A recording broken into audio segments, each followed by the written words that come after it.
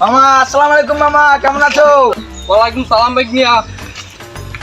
মামা কোরবানি তো আই গেছে, কোরবানি দেবেন না? হ্যাঁ ভাইগনিয়া, কোরবানি তো দিমু, ইনশাআল্লাহ কোরবানি দিমু। কি তোকে সবার দাওয়াত।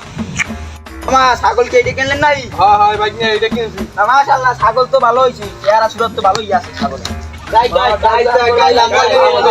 সমস্যা নাই। নেলার বলার তো পদে একটাও ভালো না।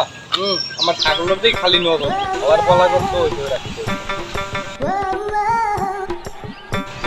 উইকেটে বাইক নেলার বলা না বা হালার এত পুরো পুরো নাকি, তাই দেখতো বিষয়টা কি আসলে।